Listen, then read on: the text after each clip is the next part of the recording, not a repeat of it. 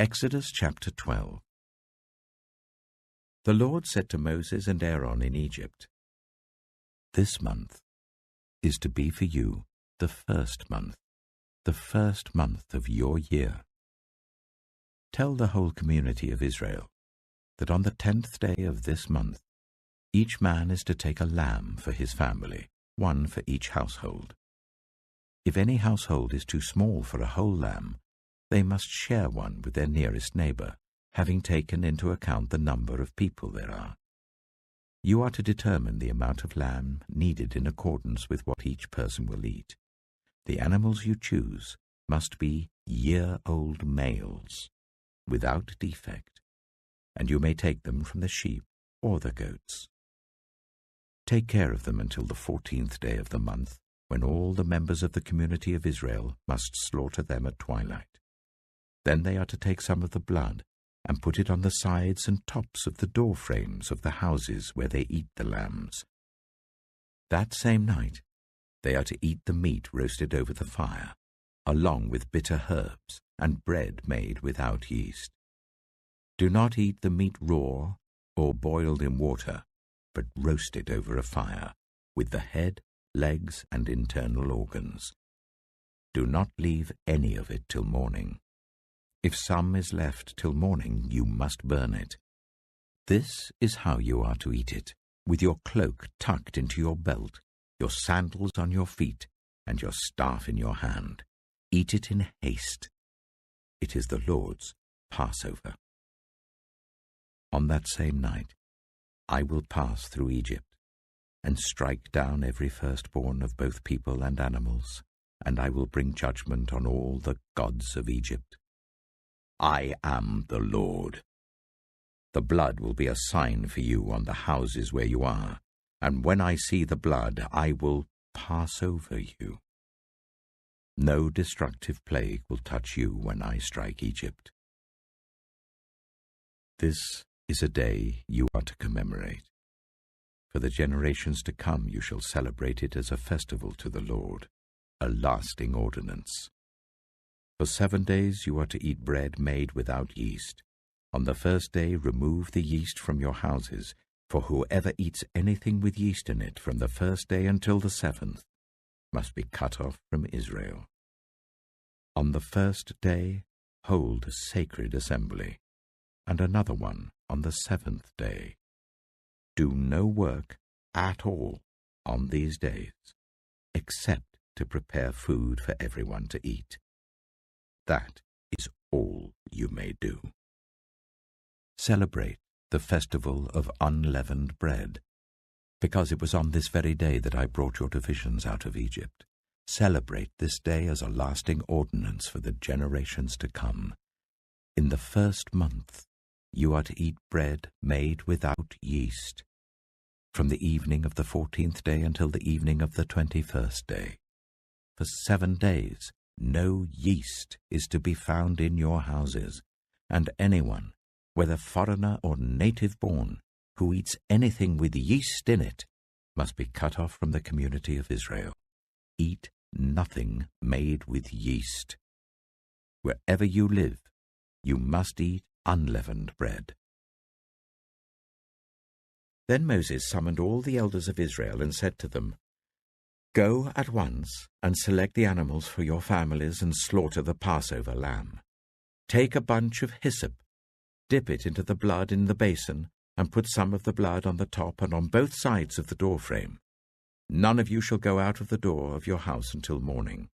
When the Lord goes through the land to strike down the Egyptians, he will see the blood on the top and sides of the doorframe and will pass over that doorway, and he will not permit the destroyer to enter your houses and strike you down. Obey these instructions as a lasting ordinance for you and your descendants. When you enter the land that the Lord will give you as he promised, observe this ceremony. And when your children ask you, 'What does this ceremony mean to you?' then tell them, 'It is the Passover sacrifice to the Lord, who passed over the houses of the Israelites in Egypt and spared our homes when he struck down the Egyptians.'" Then the people bowed down and worshipped. the Israelites did just what the Lord commanded Moses and Aaron. At midnight, the Lord struck down all the firstborn in Egypt, from the firstborn of Pharaoh who sat on the throne, to the firstborn of the prisoner who was in the dungeon, and the firstborn of all the livestock as well. Pharaoh and all his officials and all the Egyptians got up during the night, and there was loud wailing in Egypt, for there was not a house without someone dead. During the night, Pharaoh summoned Moses and Aaron and said, "Up, leave my people, you and the Israelites. Go worship the Lord as you have requested. Take your flocks and herds, as you have said, and go. And also bless me." The Egyptians urged the people to hurry and leave the country, for otherwise, they said, we will all die. So the people took their dough before the yeast was added and carried it on their shoulders in kneading troughs wrapped in clothing. The Israelites did as Moses instructed and asked the Egyptians for articles of silver and gold and for clothing. The Lord had made the Egyptians favorably disposed towards the people, and they gave them what they asked for. So they plundered the Egyptians. The Israelites journeyed from Ramesses to Succoth. There were about 600,000 men on foot, besides women and children. Many other people went up with them, and also large droves of livestock, both flocks and herds. With the dough the Israelites had brought from Egypt, they baked loaves of unleavened bread. The dough was without yeast because they had been driven out of Egypt and did not have time to prepare food for themselves. Now the length of time the Israelite people lived in Egypt was 430 years. At the end of 430 years, to the very day, all the Lord's divisions left Egypt. Because the Lord kept vigil that night to bring them out of Egypt, on this night all the Israelites are to keep vigil to honor the Lord for the generations to come. The Lord said to Moses and Aaron, "These are the regulations for the Passover meal. No foreigner may eat it. Any slave you have bought may eat it after you have circumcised him, but a temporary resident or a hired worker may not eat it. It must be eaten inside the house. Take none of the meat outside the house. Do not break any of the bones. The whole community of Israel must celebrate it.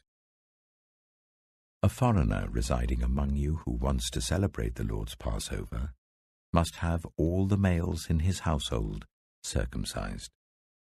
Then he may take part, like one born in the land. No uncircumcised male may eat it. The same law applies both to the native-born and to the foreigner residing among you."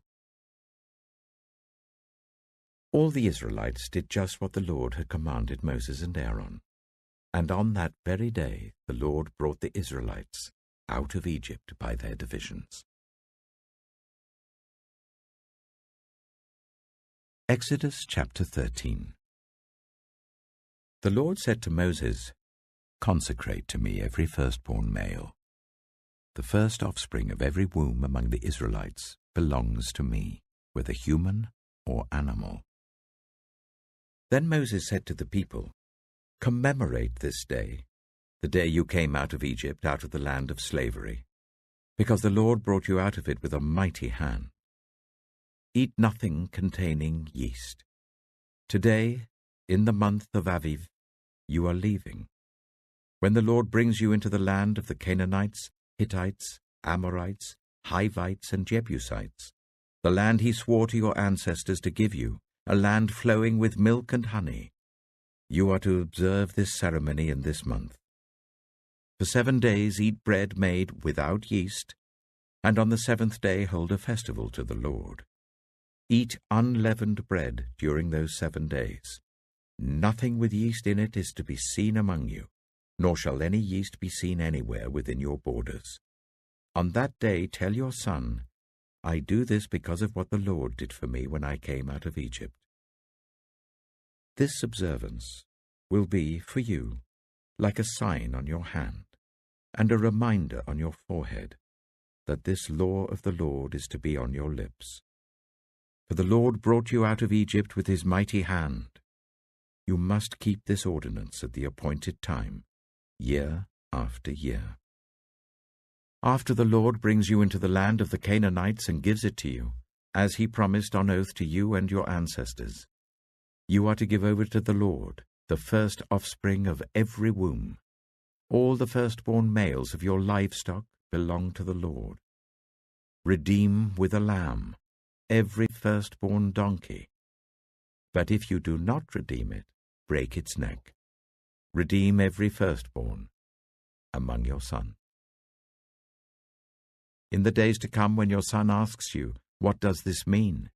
say to him, "With a mighty hand the Lord brought us out of Egypt, out of the land of slavery. When Pharaoh stubbornly refused to let us go, the Lord killed the firstborn of both people and animals in Egypt. This is why I sacrifice to the Lord the first male offspring of every womb, and redeem each of my firstborn sons. And it will be like a sign on your hand, and a symbol on your forehead, that the Lord brought us out of Egypt with his mighty hand."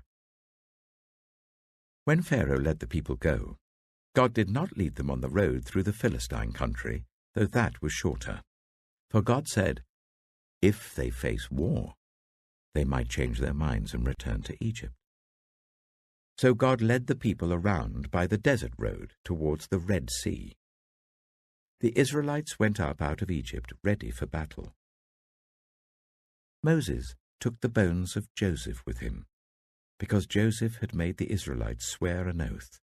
He had said, "God will surely come to your aid, and then you must carry my bones up with you from this place."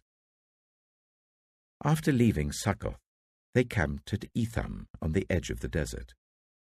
By day the Lord went ahead of them in a pillar of cloud to guide them on their way, and by night in a pillar of fire to give them light, so that they could travel by day or night. Neither the pillar of cloud by day nor the pillar of fire by night left its place in front of the people.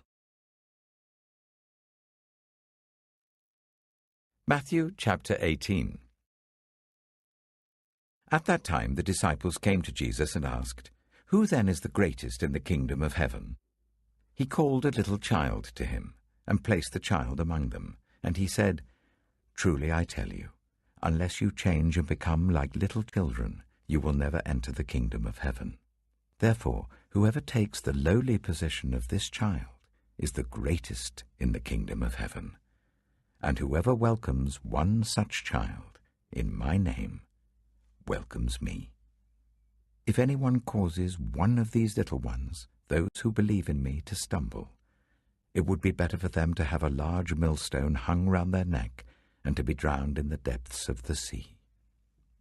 Woe to the world because of the things that cause people to stumble. Such things must come, but woe to the person through whom they come. If your hand or your foot causes you to stumble, cut it off and throw it away. It is better for you to enter life maimed or crippled than to have 2 hands or 2 feet and be thrown into eternal fire. And if your eye causes you to stumble, gouge it out and throw it away. It is better for you to enter life with 1 eye than to have 2 eyes and be thrown into the fire of hell. See that you do not despise one of these little ones, for I tell you that their angels in heaven always see the face of my Father in heaven. What do you think? If a man owns 100 sheep and one of them wanders away, will he not leave the 99 on the hills and go to look for the one that wandered off?